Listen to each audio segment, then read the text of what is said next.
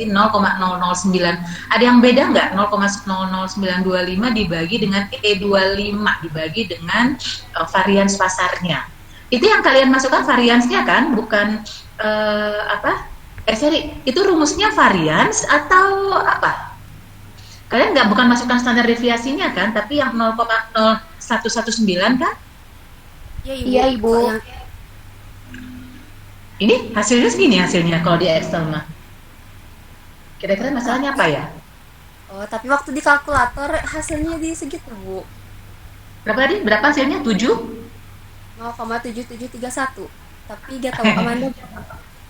Yang lain gimana yang lain? Ini soalnya ini angka dari Excel ini saya langsung ini kan ya pakai rumus.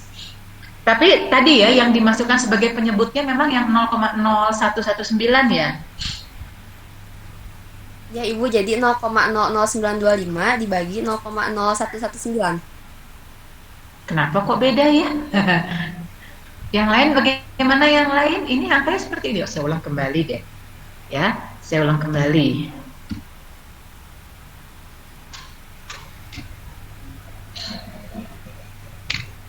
Tuh sama. Ya udah nggak apa-apa deh, ya. Nggak apa-apa ya. Ya karena emang begini. Ya. Gimana? Maksudnya kalau tetap ada yang beda sama bagaimana? Ibu, ya bagaimana? Gak apa-apa, apa gimana? Saya juga bingung kok sampai beda, kenapa ya? Kok sampai beda? Oke, ini saya sama kok ini. Sama, udah desimalnya sama saya buat nih, coba. Ya semoga nggak ada yang beda ya kalau sampai, karena 0 memang sih kalau lihat dari nilainya 0,77 ya, 77 dengan 78 ya. Ya nggak apa-apa, nanti kan saya akan lihat secara umum. Kalau misalnya yang lain nilainya sama, yang satu yang beda, saya akan coba cek lagi nanti, gitu ya. Harapan saya sih nggak beda, karena saya juga bingung kok sampai beda ya. Ini saya coba pakai kalkulator saya sendiri ya. Coba. Memang benar beda.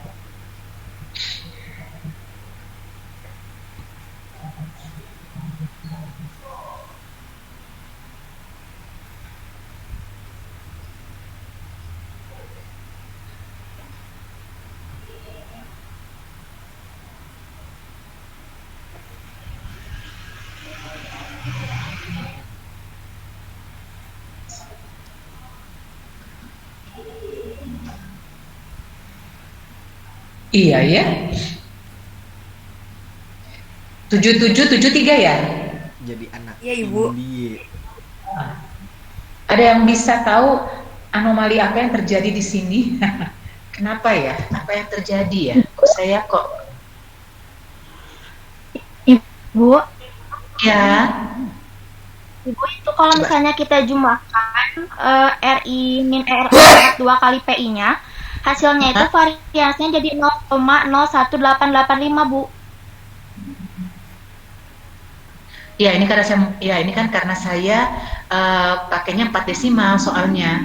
Ya memang akan segitu, tapi kan saya pakai 4 desimal. Ini 0,1185 kalau 5 desimal. Ini kan 4 desimal. Ini kalau kalau saya buka jadi 5 memang akan segitu hasilnya. Iya Bu, tuh, kan? Kalau misalnya pakai angka, kalau pakai angka yang ini udah saya ganti. Hasilnya segitu Bu, yang saya ganti 0,3. Enggak, ini udah saya ganti. Ini kan udah saya ganti ininya. Otomatis. Ini nggak berubah tapi. Oke. Ya udahlah, nggak apa-apa. Saya pun nggak atau kalau saya buat semua jadi 5 desimal ya. Tuh masih tetap atau ini.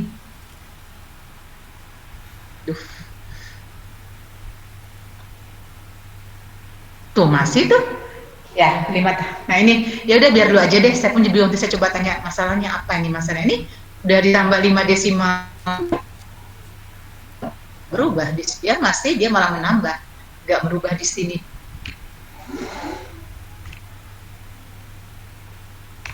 Tuh kan?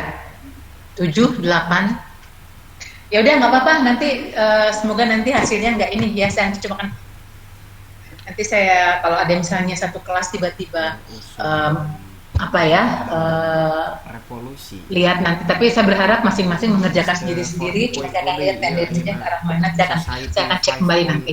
Gitu ya. Untuk semuanya, gitu ya sementara ya. Oke. Iya, Bu. Nah, oke. Bu. Nah, dari sini kalau yang lain nggak ada masalah, yang lainnya? Nggak ada masalah yang lainnya? Kalau untuk yang atau gini, dari perhitungan ini menurut kalian X ini under atau over? X ini under value atau over value? Over, Bu. Kenapa over? Bu. Kenapa over? Karena RA-nya lebih kecil dari ERA-nya, Bu. Karena nilai atau gini, karena nilai pasarnya itu lebih kecil dari return yang disyaratkan. Nilai pasarnya lebih kecil dari, berarti itu over value. Iya, Bu. Kalau nilai artinya di sini gini, kalau nilai pasarnya lebih kecil dari nilai yang diisyaratkan oleh CAPM, dengan demikian CAPM ini berarti menilai tinggi ya, berarti ya. Nilai tinggi berarti saham X ini dinilai over value. Beli atau enggak? Beli atau enggak? Iya, Bu. Iya, Bu. Jangan dibeli ya. Oke, sekarang kalau yang saham Y ini under atau over? Over, Bu. Over juga. Berarti kalau over nilai pasarnya ini lebih nilai pasarnya lebih rendah berarti ya kalau over ya. Dengan demikian berarti CAPM nilai tinggi. Gitu ya? Iya, Bu. Dengan demikian yang dibeli saham X, saham Y.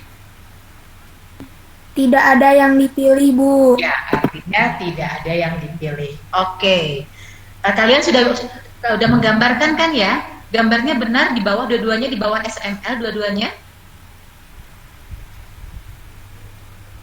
Artinya gambarnya di bawah SML ya dua-duanya berarti ya? Iya, Bu. Oke. Ya, silakan. Ada pertanyaan atau enggak? Silakan. Saya berharap yang mungkin yang belum menjawab itu juga karena jawabannya sama tapi tidak ini ya. Silakan, ada pertanyaan kah? Silakan.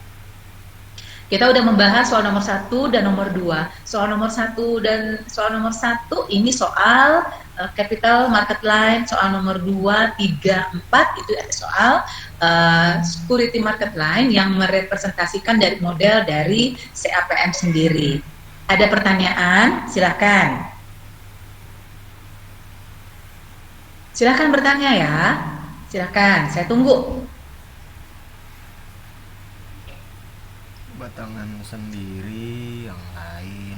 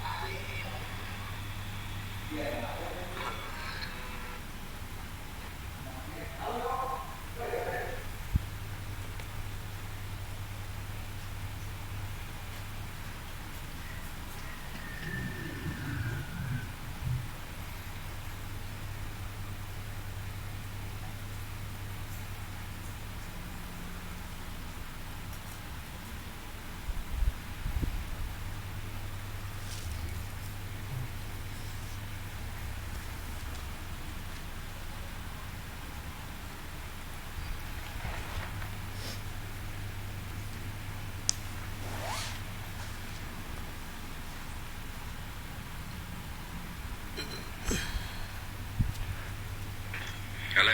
Demons are taking over the world. Whatever happens, you have to take me to the Rose Garden.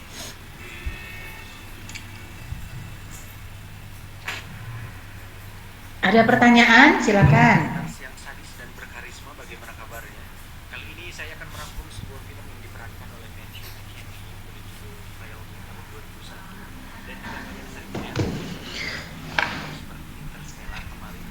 Yang lain bagaimana yang lain? Saya tunggu ya. Saya tunggu pertanyaan dari yang lain. Di sini ada ada 31 orang ya. Saya tunggu ada pertanyaan. Berarti gini, berarti untuk yang CAPM itu sudah selesai. Artinya udah selesai pembahasan sampai dengan ke latihan soalnya. Nah, kalau sekarang coba kalian lihat untuk memahami bagaimana yang APT ya. Saya ulang kembali. Ada CAPM, ada APT, ada Fama and Friends. Kalau CAPM mengatakan bahwa nilai suatu aset ditentukan oleh nilai yang wajar dari suatu aset ditentukan oleh faktor risiko pasar. Makanya beta yang faktor utamanya. Kalau APT mengatakan bahwa arbitrage pricing theory mengatakan bahwa nilai yang wajar dari suatu aset itu bukan hanya ditentukan oleh faktor risiko pasar saja, tapi oleh faktor-faktor makroekonomi yang lain. Di mana pada saat faktor makroekonomi ini dimasukkan ke dalam model, maka faktor-faktor ini secara empiris disebut dia signifikan mempengaruhi nilai aset. Itu kalau yang APT, jadi faktor makroekonomi. Kemudian nanti kalian harus tahu ada model Fama and Friends, model 3 faktor, model 5 faktor. Model 3 faktor dan 5 faktor ini mengatakan bahwa faktor-faktor mikro, dalam hal ini faktor internal perusahaan, juga berpengaruh terhadap harga yang wajar dari suatu aset. Ya, kalau APT mengatakan, kalau yang kata Bapak Chen, Rawls itu ada faktor inflasi, faktor suku bunga dan nilai tukar gitu ya. Kalau yang kata Bapak Fama and Friends dengan faktor internalnya itu mengatakan ukuran perusahaan, kemudian nilai value perusahaan, atau misalnya faktor profitabilitas, faktor investasi perusahaan, itu secara empiris berpengaruh terhadap nilai yang wajar dari suatu aset. Nah, artinya gini, artinya tetap yang the first modelnya itu tetap adalah CAPM.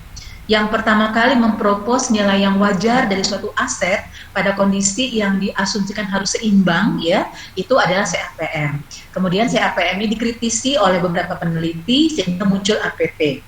Jadi ada yang kiblatnya ke CAPM, ada yang untuk yang riset ya, ada yang berkiblat ke CAPM, ada yang berkiblat ke APT.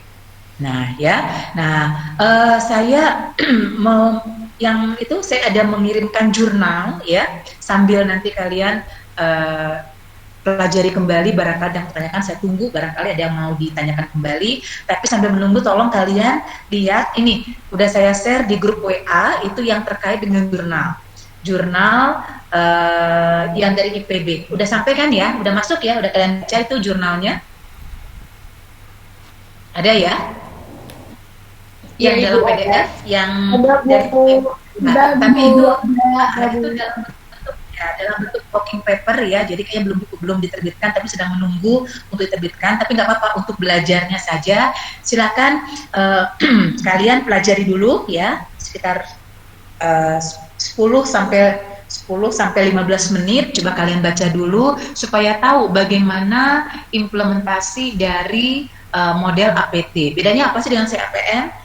Kalian sudah mempelajari, bahkan sudah mencoba berlatih dengan soal-soal CAPM, baik yang pendekatan CML maupun yang SML sendiri. Kemudian sekarang bagaimana kalau untuk yang APT? Ya, silakan sekitar 10 sampai 15 menit kalian baca dulu, nanti boleh bertanya. Tapi kalau nanti misalnya gini, Bu, saya mau nanya yang untuk CAPM lagi, silakan ya. Jam saya masih menunjukkan pukul 11 nih, 11 lebih 4. Silakan nanti jam 11 sekitar 10 menit lagi ya, atau maksimal 15 akan boleh panggil ya. Atau gini, kalau misalnya kalian sudah sempat baca, silakan kalian boleh tanyakan sekarang. Oke, mangga silakan ya dibaca dulu. Kalau boleh dari model dari yang sudah kita bahas ataupun dari yang jurnal ini ya silakan kalian pelajari, kalian kalau ada pertanyaan tanyakan. Nanti kalau sudah paham, kita masuk ke materi yang berikutnya, yang evaluasi kinerja portofolio, yang materinya juga sudah saya kirim di WA group. Oke, silakan, saya tunggu ya. Silakan kalian baca dulu baik-baik. Saya nggak minta kalian untuk memahami jurnalnya, bukan, ya itu Tapi memang tujuan saya sekalian kalian juga bisa mungkin sudah mulai ya, jadi sudah tahu bagaimana model jurnal. Karena nanti untuk yang untuk yang L4 nanti kalian harus mencari jurnal nanti, ya, mencari jurnal terkait dengan efisiensi pasar. Jurnal itu adalah media untuk mempublikasikan hasil-hasil penelitian. Kita nggak bicara jurnal kayak akuntansi, bukan ya. Jadi jurnal itu adalah suatu media yang digunakan untuk mempublikasikan hasil-hasil penelitian. Makanya kalau lihat jurnal pun kita harus lihat mana yang berkualitas, mana yang tidak. Nah, ya, jadi yang saya berikan itu untuk kalian baca dulu saja untuk mengetahui bagaimana implementasi atau penerapan dari model APT yang merupakan istilahnya bukan pengembangan ya, yaitu adalah kalau saya bilang yang mengkritisi dari model CAPM. APT sendiri itu sebenarnya merupakan model regresi sebenarnya. Kalau di dalam CAPM cuma ada satu X ya kan, Y sama dengan A plus B1X1 gitu kan ya. Nah, yang X-nya itu adalah yang risiko pasarnya. Makanya ada satu beta ya. Kalau yang lain, kalau untuk yang APT itu ada X1, X2, X3 tergantung. Kalau misalnya return pasar, misalnya nilai aset dipengaruhi oleh inflasi, suku bunga, nilai tukar, maka jadi gini, Y sama dengan A ditambah B1X1 tambah B2X2 tambah B3X3 tergantung dari jumlah faktor makroekonomi yang dimasukkan dalam model ya. Oke, coba kalian dibaca dulu, coba silakan pelajari dulu.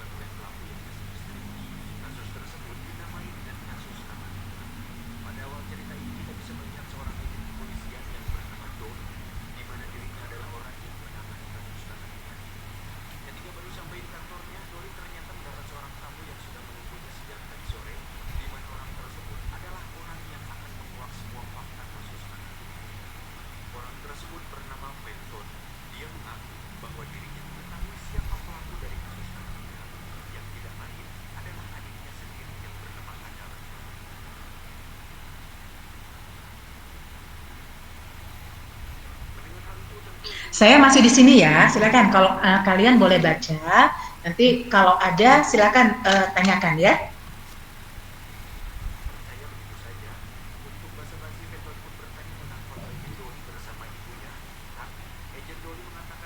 Masih bersama saya kan? Masih Bu. Oke, Bu. ya, kita boleh tinggalin budikannya ya, soalnya. Jadi saya masih di sini semua ya. Oke, oke, saya tunggu pertanyaannya ya, silakan.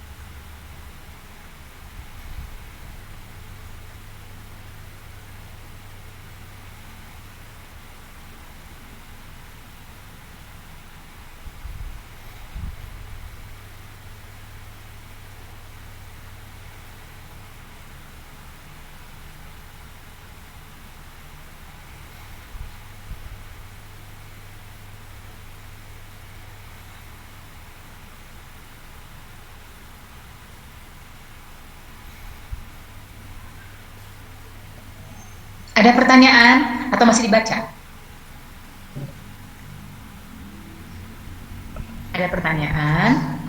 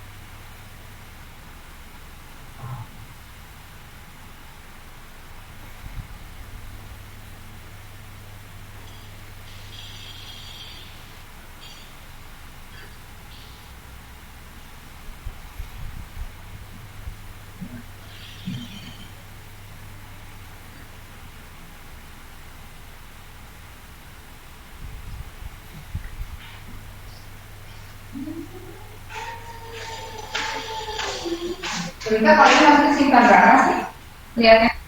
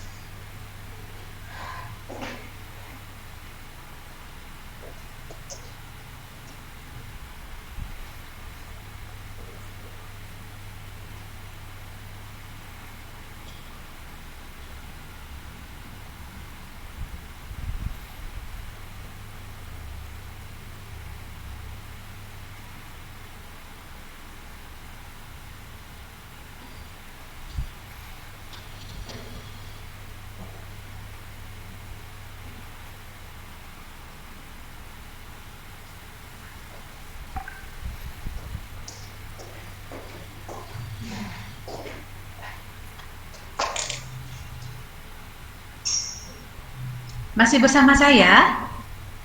Halo, masih bersama saya kan? Masih, Masih, Ibu. Ya. Gini, kalian nggak perlu ini ya, kalian nggak perlu membaca sampai harus memahami ke ininya, nggak membaca sampai memahami ke isi jurnalnya. Artinya hanya lihat aja bagaimana penerapan dari model APT tadi. Kan kalau untuk yang CAPM jelas cuma ada satu. Kalau kan udah pernah belajar di statistik ada variabel X, variabel Y kan. Nah, kalau yang di CAPM cuma ada satu variabel X, yaitu variabel yang mempengaruhi, yaitu faktor risiko pasar, beta. Tapi kalau dalam model APT itu tidak hanya faktor beta saja, tapi ada faktor lain. Dalam jurnal ini kan di sini ada yang dimasukkan, di sini ada faktor apa ini? Kalau dilihat di sini apa tadi ya? Apa yang dimasukkan sebagai modelnya di sini? Coba kita lihat.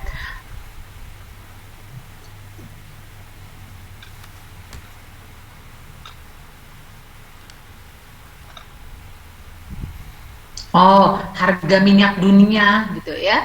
Harga minyak dunia, nilai tukar, dan tingkat inflasi. Nah, ini. Jadi kalau yang Bapak Chen, Roll and Ross ada 4 ya yang ada dalam PPT, antara lain ada inflasi sama suku bunga kalau saya nggak salah ya. Tapi kalau dalam penelitian peneliti dari IPB ini di sini memasukkan beberapa faktor, yaitu harga minyak dunia, nilai tukar dan tingkat inflasi. Nilai tukar dan tingkat inflasi. Kalau tingkat inflasi sama dengan yang Chen, Roll and Ross tadi ya. Nah ini, jadi gini, artinya faktor sampai dengan sekarang juga masih menjadi perdebatan. Artinya sifatnya masih debatable ya, perdebatan. Faktor-faktor makroekonomi saja apa yang mempengaruhi ya. Faktor-faktor makroekonomi apa saja yang mempengaruhi dari nilai aset itu. Nah, artinya masih banyak faktor. Kalau kata Bapak Chen, Roll and Ross tadi ya ada faktor yang 4 lah ya kan bisa lihat. Nah, tapi di sini memasukkan satu faktor lagi, yaitu harga minyak dunia. Ada lagi yang masukkan ini kan nilai tukar sudah masuk, tingkat inflasi sudah masuk. Nah ya, jadi ini maksudnya. Yang kalian perhatikan ini aja. Kalau CAPM hanya satu ini, bukan 3, hanya faktor risiko pasar, yaitu beta tadi, ya, faktor risiko sistematik. Tapi kalau APT di sini faktor makroekonomi, dalam jurnal ini dimasukkan harga minyak dunia, nilai tukar rupiah terhadap dolar, dan tingkat inflasi. Itu aja yang saya harapkan kalian bisa pahami perbedaan antara CAPM dan APT. Bagaimana nanti melakukan perhitungannya kan gitu kan. Di sini kalian sudah mempelajari mengenai regresi belum? Sudah belajar meregres belum? Menggunakan SPSS atau menggunakan statistik biasa, menggunakan baik di Excel juga bisa, di software Excel, atau mau pakai SPSS atau pakai program Diffuse ya. Ini kalian sudah mempelajari cara meregres kan? Sudah mempelajari tentang regresi linear kan, atau regresi simple regresi atau multiple regresi, udah belum? Sudah, Ibu. Oke, nah ya, jadi kalau sudah ya, berarti kalian bisa paham nih, karena kan kalau misalnya meregres itu kan hanya dalam hitungan detik udah keluar hasilnya, berapa nilai beta, berapa nilai B, nilai koefisien regresi untuk misalnya X1 harga minyak, X2 nilai tukar, X3 tingkat inflasi. Nah, jadi dari model regresi itu bisa ketahuan berapa nilai koefisiennya. Koefisien itulah yang menyebutkan bagaimana masing-masing variabel ini mempengaruhi nilai aset, variabel Y-nya. Oke, itu aja ya. Berarti artinya gini, kita sudah selesai mempelajari. Nanti untuk yang materi yang jurnal ini kalian tidak perlu sampai harus ini ya, karena nanti kan ada mata kuliahnya sendiri. Paling nggak kalian tahu bagaimana membedakan antara CAPM dan APT. Bagaimana menghitungnya juga. Menghitungnya tadi melalui model regresi. Misalnya kalian di Excel-nya Kalian masukkan saja X1-nya apa, X2-nya apa, X3-nya apa, Y-nya apa di Excel-nya, kemudian tinggal kalian masukkan SPSS, keluar deh berapa koefisien untuk X1, X2, X3 termasuk nilai konstantanya. Itu ya, ada software-nya yang bisa digunakan. Oke, ada pertanyaan sebelum kita masuk ke materi yang kinerja. Ini materi kalau saya katakan ini soal materi bonus harusnya karena ini materi yang sederhana ya. Ada pertanyaan dulu nggak sebelum kita masuk ke materi evaluasi kinerja portofolio?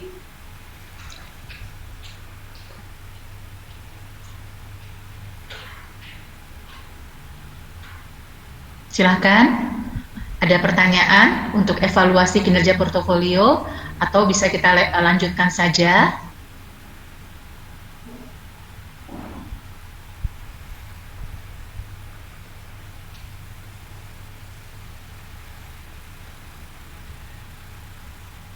Apakah bisa kita lanjutkan evaluasi kinerja portofolio? Bisa Iya, Ibu lanjutkan saja. Ya Bu, lanjut. Oke ya, baik kita mulai ya. Kita masuk ke materi evaluasi kinerja portofolio ya.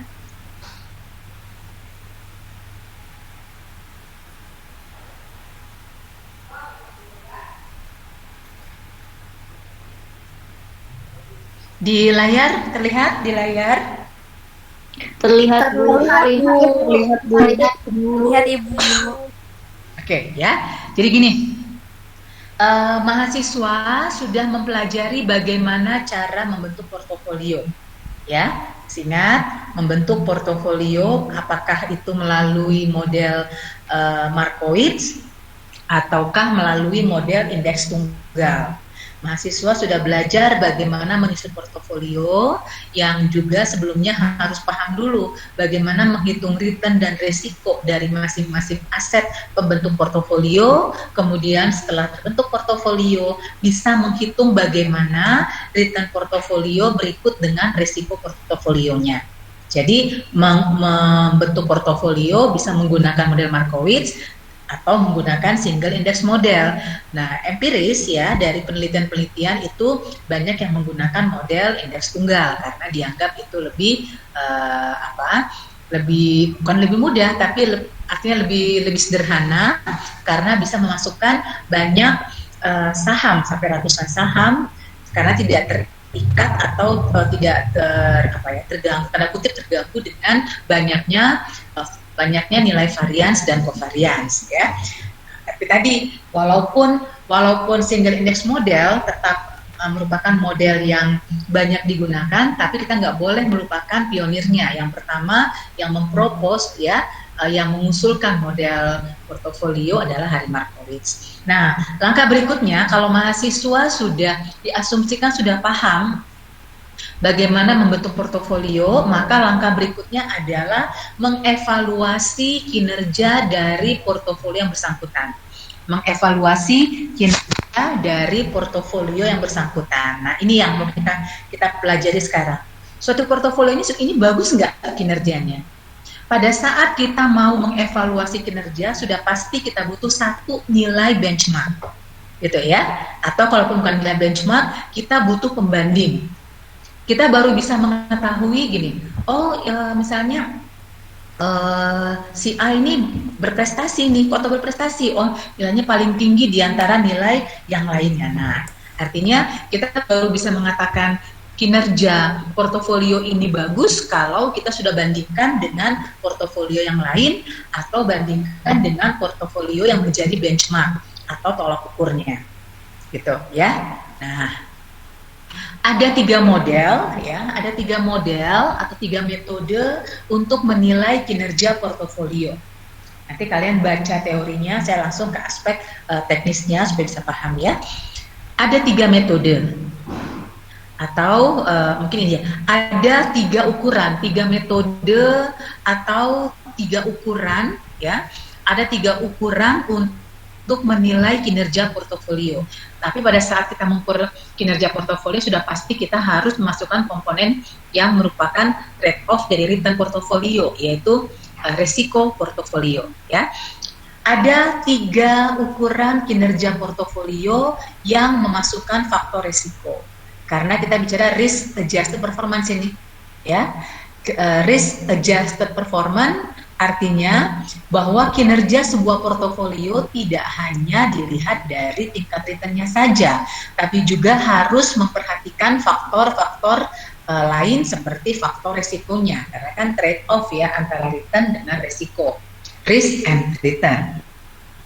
Nah, oleh karena itu maka pada saat kita akan mengevaluasi kinerja portofolio, kita perlu menggunakan ukuran atau metode yang memasukkan faktor risiko, yaitu di sini ada metode Sharpe, metodenya Bapak Sharpe atau dikenal sebagai index Sharpe, metode Bapak Trainer, ini orang-orang atau para penemunya ya, metodenya Bapak Trainer atau disebut sebagai index trainer, metode Bapak Jensen atau disebut sebagai index Jensen. Ingat ya, jadi ada metode Sharpe, metode Trainer, metode Jensen, atau karena yang dilihat dari indeksnya, indeks Sharpe, indeks Trainer, indeks Jensen. Sharpe, Trainer, dan Jensen itu adalah para pengusul dari model-model kinerja ini, ya. Yang pertama, indeks ini siapa? Ya, Bapak William Sharpe, luar biasa, ya. One of my, ya.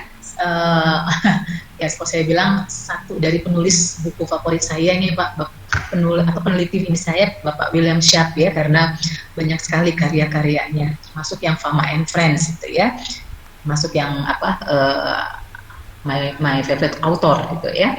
Nah di sini Bapak William Sharpe ada mengusulkan model pengukuran kinerja dengan menggunakan indeks ya, indeks sama beliau indeks Sharpe ya. Nah ini lihat yang pertama, indeks Sharpe disebut juga sebagai, sebentar.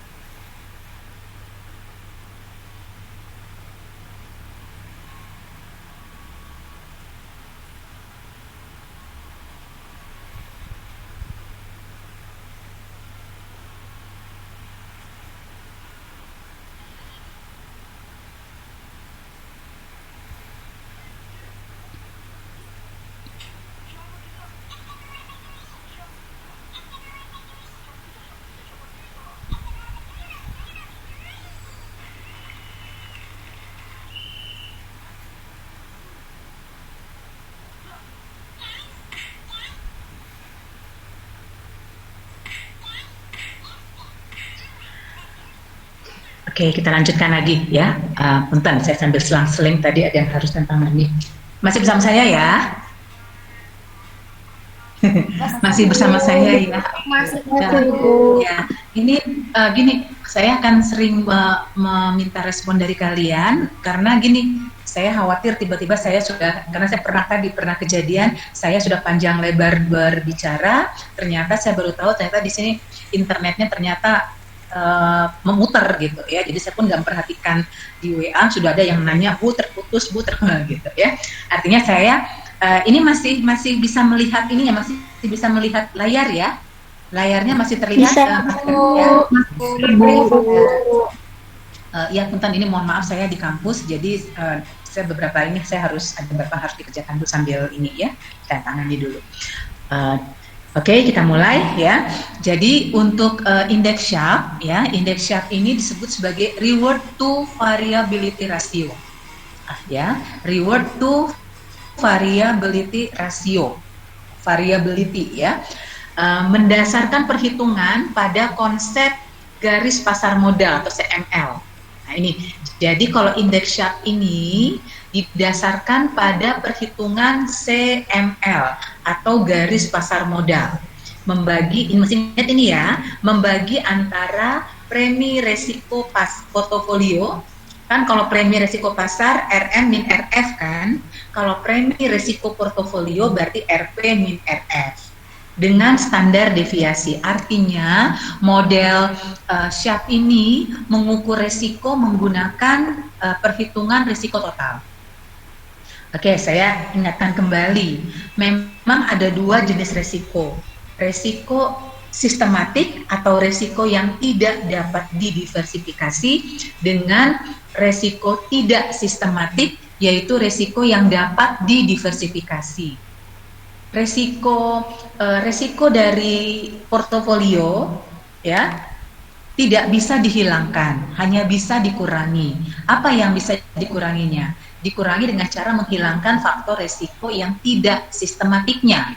Tapi faktor resiko sistematik atau resiko pasar, karena dia tidak dapat didiversifikasi, maka akan tetap ada dalam portofolio bagaimanapun bagusnya portofolio dibentuk. Nah, oleh karena itu hanya ada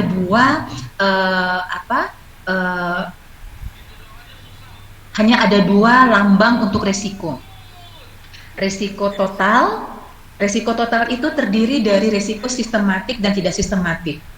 Perhatikan ya, resiko total yang dilambangkan dengan standar deviasi itu terdiri dari resiko sistematik dan tidak sistematik. Sedangkan resiko yang sistematik dilambangkan dengan beta. Oke, mungkin gini, kapan kita mengukur dengan resiko total? Itu pada saat kita berasumsi portofolio belum terdiversifikasi dengan baik. Suatu portofolio yang diasumsikan belum terdiversifikasi dengan baik itu biasanya menggunakan risiko total yang dinyatakan dengan standar deviasi. Tapi kalau suatu portofolio yang diasumsikan telah terdiversifikasi dengan baik, maka risiko yang diperhitungkan hanya betanya aja. Itu ya. Jadi kita menggunakan risiko total yang terdiri dari perhitungan risiko sistematis dan tidak sistematik itu pada saat kita mengasumsikan portofolio ini belum terdiversifikasi dengan baik. Pada saat diasumsikan telah terdiversifikasi, maka kita menggunakan nilai beta sebagai pengukur risiko portofolio. Mungkin ini pertanyaannya, bagaimana Bu kita mengetahui bahwa suatu portofolio telah terdiversifikasi? Saya menggunakan buku, ada dari textbook ya, buku Jones, judulnya Investment. Itu textbook sih memang ya, jadi tertulis di situ mengukur, mengetahui suatu portofolio telah terdiversifikasi dengan mengukur tingkat korelasinya, koefisien korelasinya. Pada saat nilai koefisien korelasinya tinggi, 90% ke atas gitu ya, itu dianggap portofolio telah terdiversifikasi dengan baik. Itu tambahan wawasan saya baca dari buku Investment dari bukunya Bapak Jobs. Oke, ini adalah model untuk bersama. Ini adalah model inilah model dari Bapak Sharpe, disebut sebagai indeks Sharpe. Oke, ini soalnya. Silakan kalian perhatikan. Ini jawabannya. Silakan terlihat ya di layarnya. Terlihat Ibu. Terlihat, Bu. Saya berikan kalian waktu ini. Oke, kalian coba apakah benar untuk port ini ada 4 portofolio ya, 4 portofolio termasuk portofolio pasar. Apakah benar portofolio D itu indeks Sharpe-nya 0,61, portofolio B 0,47, portofolio C 0,33 dan seterusnya. Silakan. Dengan rumus yang tadi ya, ingat ini rumusnya. Menggunakan rumus yang ini. RP min RF sebagai premi resiko portofolio dibagi dengan resiko total dari portofolio tersebut. Silakan. Ini kalian yang membuktikan aja betul nggak jawaban ini.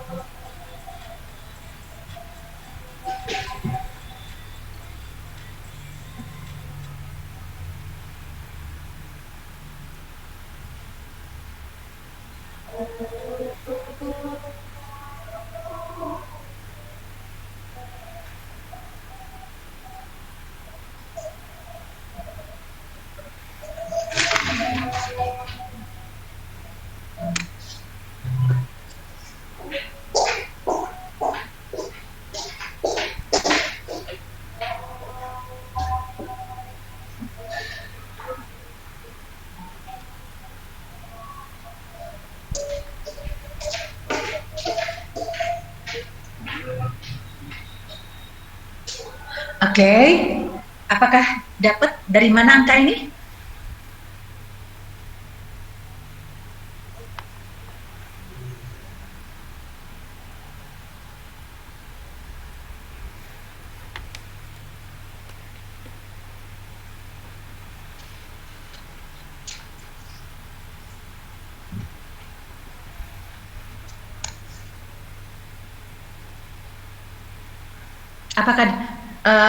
Apakah dapat angka 0,61 dari mana?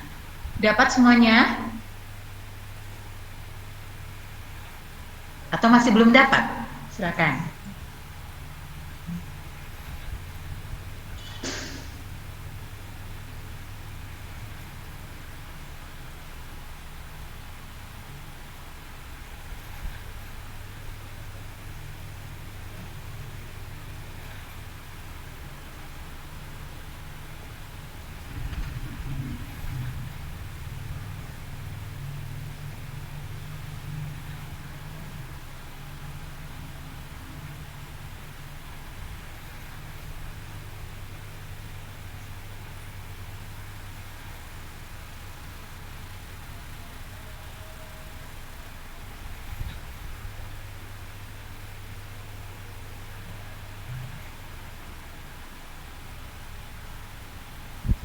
Halo semuanya, apakah dapat angka ini 0,61?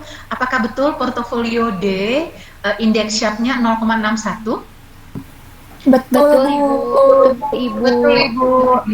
Nah, artinya pemeringkatan ini sudah benar berarti ya.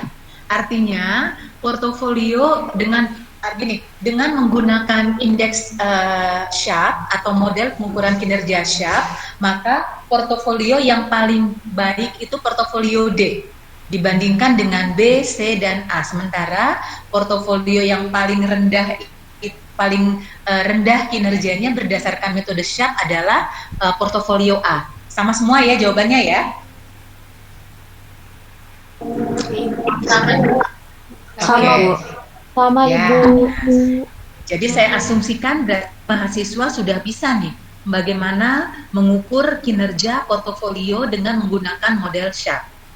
Ini ya. Jadi kita bandingkan kalau ada beberapa portofolio, kita ukur kinerjanya dengan mengasumsikan bahwa portofolio ini artinya belum terdiversifikasi dengan baik ya, artinya masih ada proporsi resiko sistematik dan tidak sistematiknya, maka yang relatif signifikan harus diperhitungkan, maka resiko yang diukur melalui model Bapak Sharpe adalah resiko totalnya. Dengan menggunakan indeks kinerja Sharpe yang mempertimbangkan resiko total, maka dari soal ini portofolio D merupakan portofolio dengan kinerja yang paling tinggi karena indeks Sharpe-nya paling tinggi juga. Sementara yang paling rendah adalah portofolio A 0,13. Oke, ini untuk indeks Sharpe. Ingat ya, indeks Sharpe membandingkan antara premi resiko portofolio dibandingkan dengan resiko totalnya, atau RP min RF per standar deviasinya. Nah, ini bandingkan dengan yang trainer, sama, hanya yang berbeda resikonya saja. Kalau trainer ini mengasumsikan bahwa portofolio telah terdiversifikasi.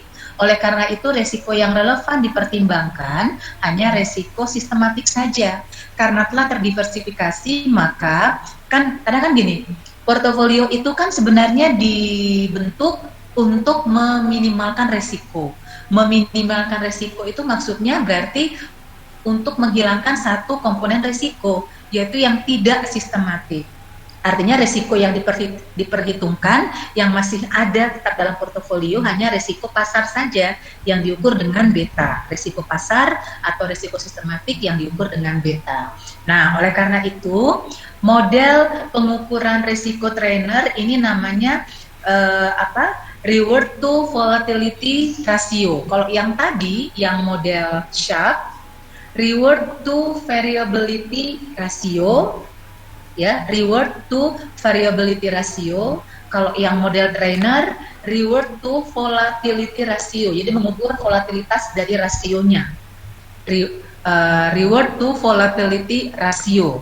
Kenapa dia volatil? Karena dia menggunakan resiko yang tadi ya, resiko sistematik di sini. Oke ya, jadi ini rumusnya sama, rumusnya hampir sama. Yang membedakan adalah resiko yang digunakan. Dalam model trainer, resiko yang digunakan, faktor resiko yang digunakan adalah faktor resiko pasar. Nah ini, jadi sama dengan yang ini yang Sharpe ya, sama.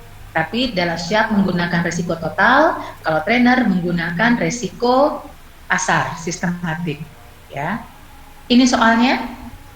Ya, ini soalnya dari perhitungan yang tadi, yang ini soalnya ya, yang tabel ini nggak berurutan, sorry. Ini soalnya, ini return dan resiko 4 jenis portofolio, yang tabel berikut di bawahnya ini untuk indeks Sharpe, untuk indeks trainernya ini jawabannya. Oke. Sekarang silakan kalian cek apakah benar indeks trainernya D itu masih sama, masih D yang paling tinggi nih. Tadi yang pakai Sharpe tadi ya kan, yang pakai indeks Sharpe yang paling tinggi portofolio D kinerjanya. Pakai trainer pun ini masih D juga. Oke, kalian buktikan dulu. Betul nggak dengan data ini ya, maka portofolio D itu merupakan portofolio dengan kinerja yang tertinggi baik menggunakan Sharpe maupun trainer. Kalian juga bisa buktikan dengan menggunakan portofolio yang lainnya, yang B, C, dan yang A. Oke, ini Jo. Silakan kalian buktikan angka ini betul nggak ini angkanya.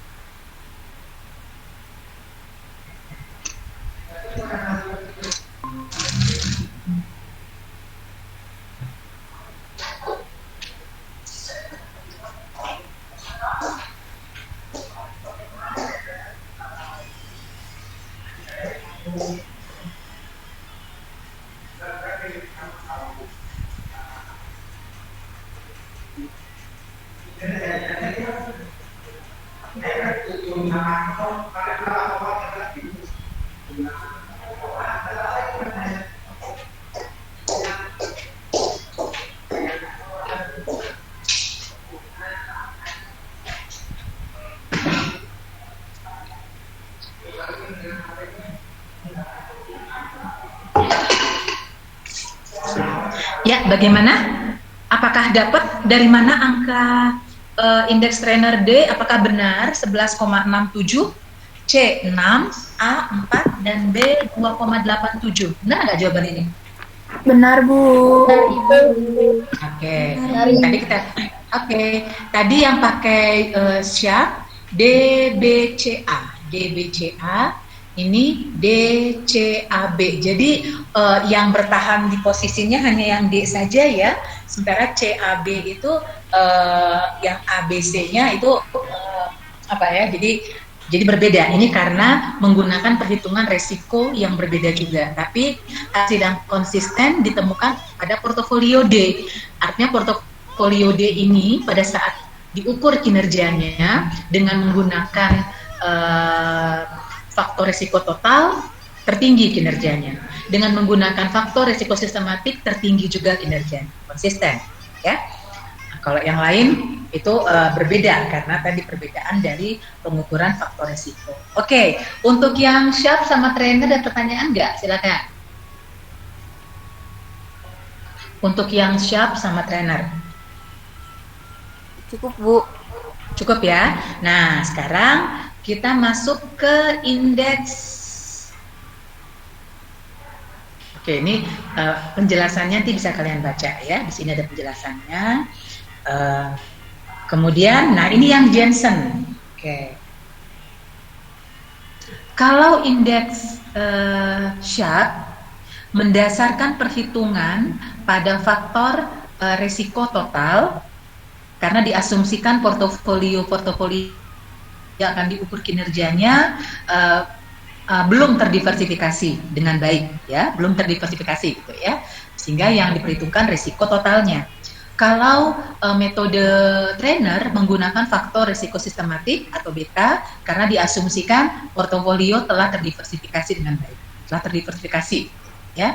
Nah, jadi baik model Sharpe maupun model trainer itu membandingkan kinerja antar portofolio. Jadi portofolio itu dibandingkan kinerjanya, mana yang tertinggi nilai Sharpe ataupun trainernya itulah yang paling tinggi kinerjanya. Nah, kalau untuk yang indeks Jensen, ada pertanyaan? Ada? Tidak, Bu. Ya. Oke, kalau indeks Jensen, nah ini indeks Jensen merupakan indeks yang menunjukkan perbedaan antara return aktual yang diperoleh dengan return yang diharapkan, membandingkan antara aktual return dengan expected return jika portofolio berada pada garis pasar modal. Kalau garis pasar modal berarti kita bicara mengenai beta. Kalau garis pasar modal kita bicara mengenai portofolio, ya maaf.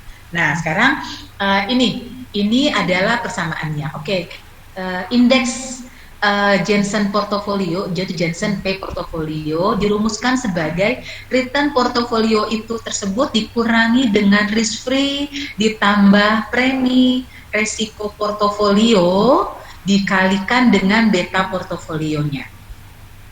Oke, saya ingin tahu sekarang. Sekarang ada jawabannya nih. Coba kalian hitung. Portofolio D. Yang ini, kalian hitung berapa indeks Jensen untuk D, C, A, B. Oke, this is our last ini materi terakhir kita. Ya, jadi D, C, A, B. Coba saya ingin kalian hitung indeks Jensen baik untuk portofolio D, C, atau A, B, C, D deh ya. Untuk portofolio A, B, C, D, silakan. Dengan menggunakan rumus ini. Soalnya ini ya, soalnya ini soalnya. Hitunglah indeks Jensen untuk portofolio A, B, C, D. Nanti kita interpretasikan hasilnya. Silakan.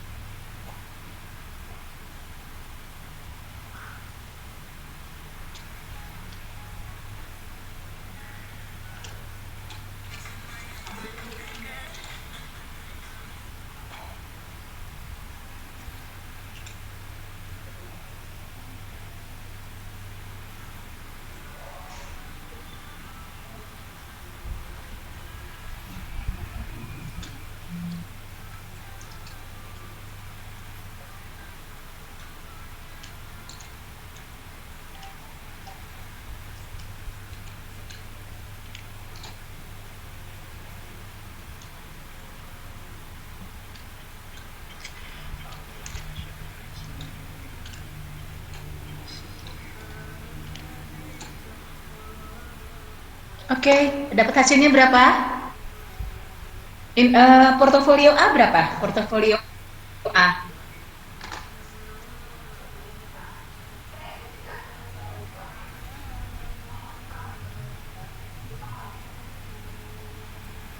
Portofolio A berapa ya? Ada yang udah dapat jawabannya? Halo, kalau portofolio D deh. Portofolio D berapa? 4, Bu. Portofolio D? 4. Ya. Bu. Portofolio D? 4, Bu. Yang D 4.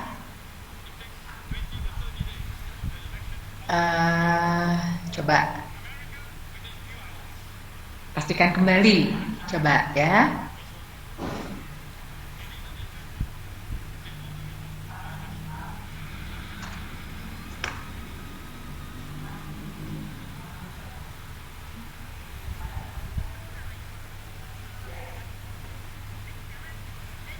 RP-nya berapa RP-nya?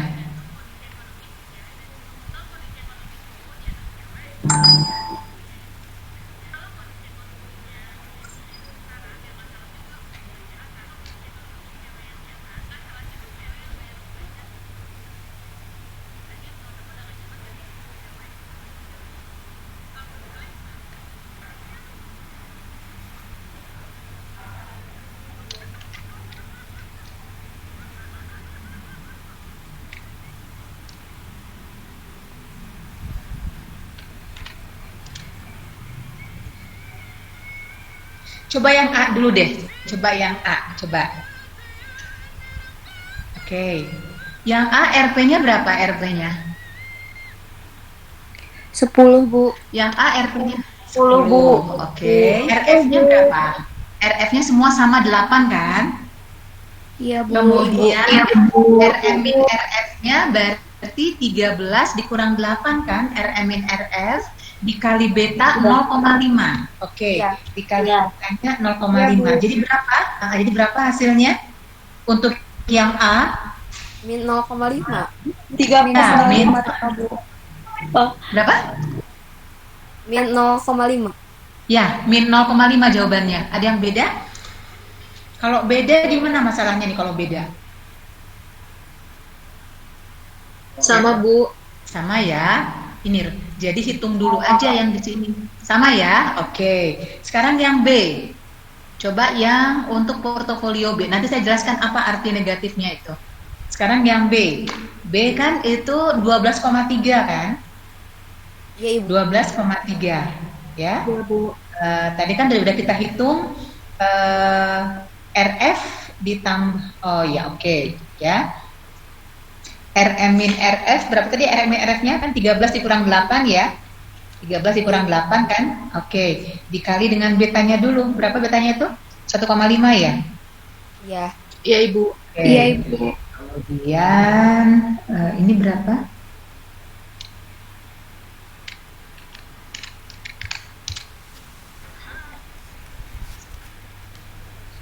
Oke, jadi berapa hasilnya untuk yang B?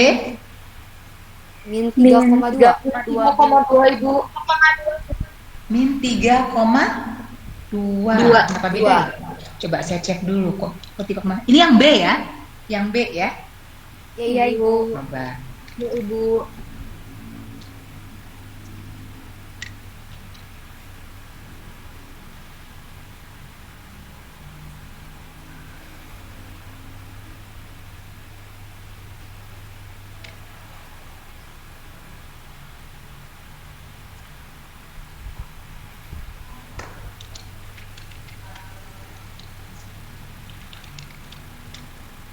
Minus kan ya? Iya, Bu. Oke. Jadi yang nomor B itu minus 3,2 ya. Minus 3,2. Sekarang untuk yang C. Coba yang C.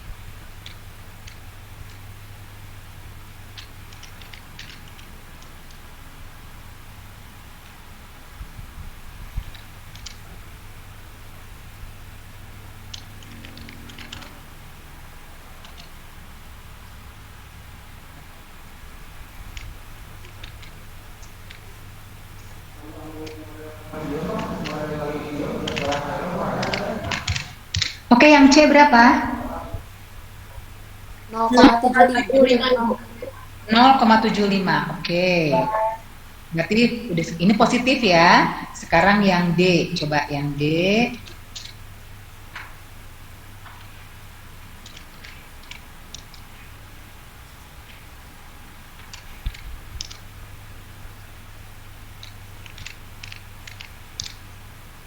Oke, jadi yang D sama dengan 4, Bu. 4. Oke.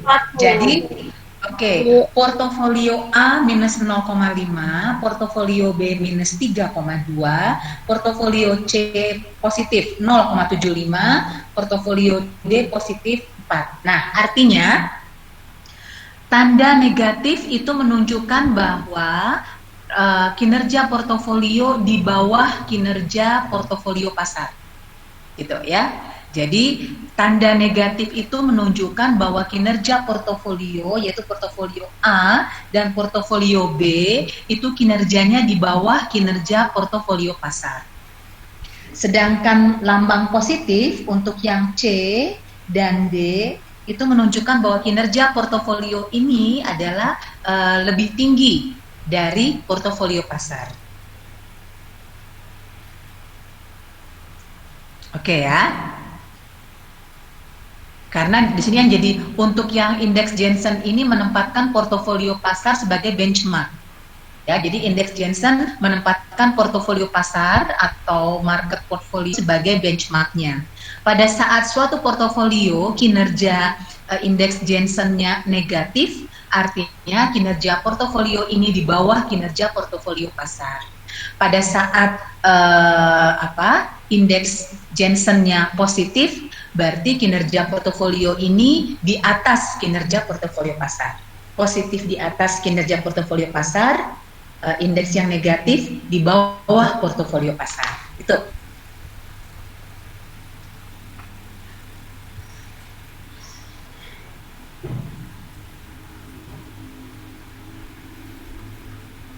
Oke.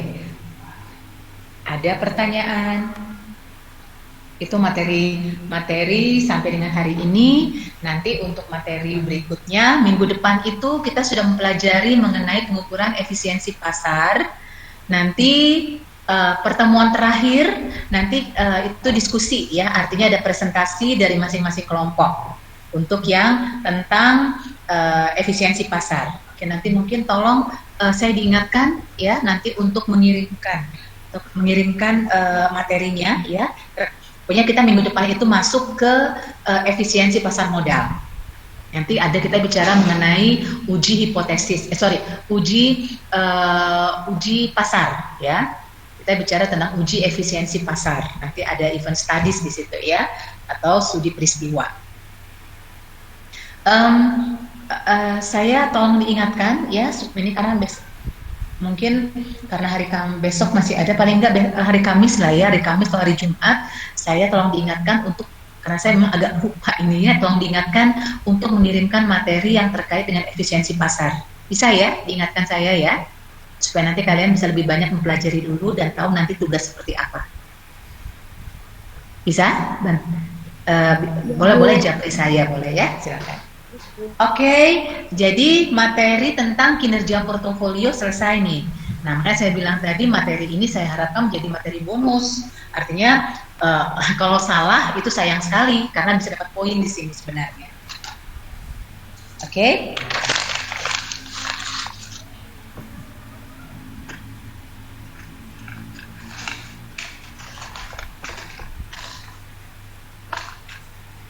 Cukup? Atau ada yang tanyakan dulu?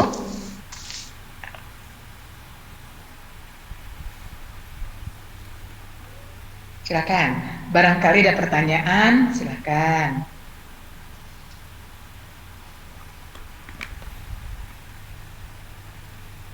Cukup, Bu. Oke, cukup ya. Nah, yang lain gimana yang lain? Cukup, Bu. Oke, kalau sudah cukup berarti kita bisa mengakhiri kuliah hari ini ya. Tapi dengan